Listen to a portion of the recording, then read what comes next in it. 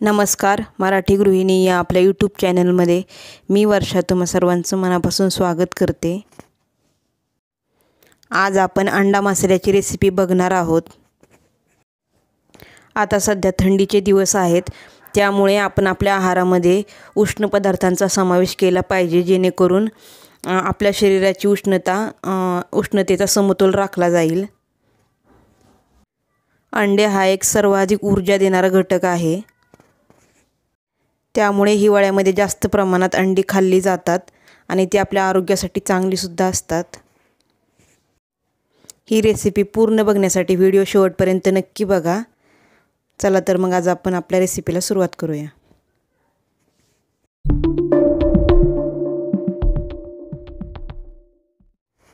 इथे आपण अंडी उकडण्यासाठी एका स्टीलच्या पातेल्यामध्ये 2 ते 3 ग्लास पाणी घालून घ्यायचे। या पाण्यामध्ये 7 ते 8 मिनिटं आपण अंडी उकडून घेणार आहोत। अंडी उकडताना नेहमी अशा स्टीलच्या पातेल्याचाच वापर करावा किंवा स्टीलच्या कुठल्याही भांड्याचा वापर तुम्ही करू शकता।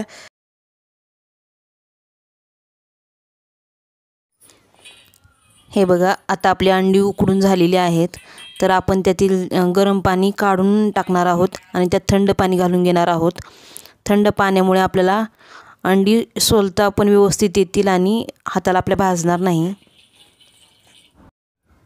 हे बघा, आपल्या अंड्याला अशा चिरा पडल्या की समजायचं की आपली अंडी व्यवस्थित अशी उकडलेली गेलेली आहेत।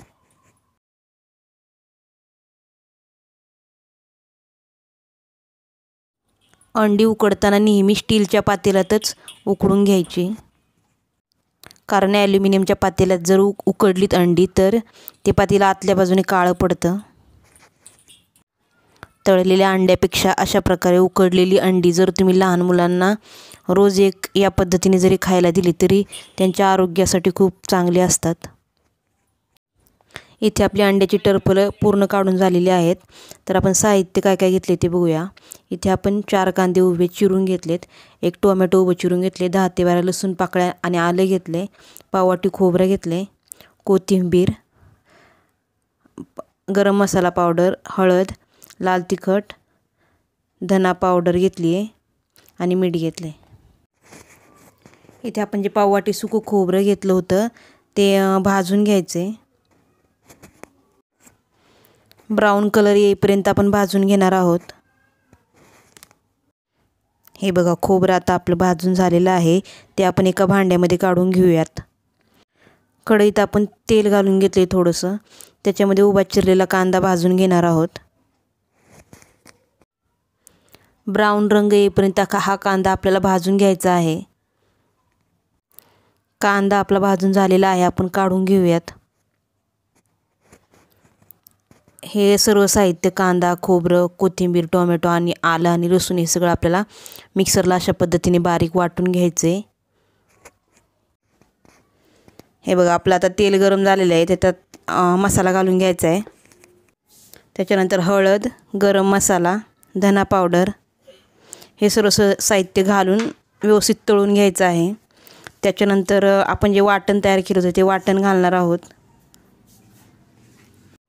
हे वाटण आपल्याला तेल सुटेपर्यंत परतून घ्यायचं आहे। हे बघा, आपला मसाला तेल सुटेपर्यंत परतून झालेला आहे, तर त्याच्यात अंदाजानुसार मीठ घालून घ्यायचे। आपला मसाला परतेपर्यंत आपण अंड्याला अशा पद्धतीने चिरा देऊन घेणार आहोत। चिरा दिल्याने काय होतं, जे आपला जो रस्सा असतो तो अंड्याच्या आतपर्यंत जातो आणि अंड्याची चवसुद्धा भाजीमध्ये उतरते। सर्व वाटण आता आपलं परतून झालेलं आहे, त्यामध्ये आपण अंडी घालून घेणार आहोत आणि परतून घेणार आहोत। तुम्ही तुमच्या आवडीनुसार तेलामध्ये हळद, तिखट, मीठ आणि अंडी फ्राय करून मग भाजीमध्ये घालू शकता, त्यामुळे अंड्यांना कलर खूप छान येतो। अंडी आता परतून झालेली आहेत, त्यामध्ये आपण अंदाजानुसार गरम पाणी घालून घेणार आहोत। गरम पाण्यामुळे भाजीला चव खूप छान येते। इथे आपण 1.5 ते 2 ग्लास पाणी घालून घेणार आहोत। भाजी आपल्याला जास्त पातळ बनवायची नाही आहे, घट्ट बनवायची आहे, त्यामुळे पाणी थोडं कमीच घालायचं आणि हाय फ्लेमवर एक उकळी काढून घेणार आहोत। हे बघा आपल्या भाजीला तर उकळी आलेली आहे, तर गॅसची फ्लेम कमी करून 10 मिनटं आपण भाजी शिजवून घेणार आहोत। अंडा मसाल्याची भाजी आपली तयार झालेली आहे। आपण एका भांड्यात काढून घेऊयात। ही भाजी तुम्ही रोटीबरोबर चपातीबरोबर खाऊ शकता, खूप छान लागते चवीला। ही रेसिपी तुम्ही नक्की ट्राय करून बघा। आजची रेसिपी कशी वाटली तुम्ही कमेंट करून नक्की सांगा आणि आपल्या मराठी गृहिणी या चॅनलला लाईक करा, शेअर करा आणि सबस्क्राईब करा। भेटूया पुढच्या व्हिडिओमध्ये नवीन रेसिपीसह। धन्यवाद।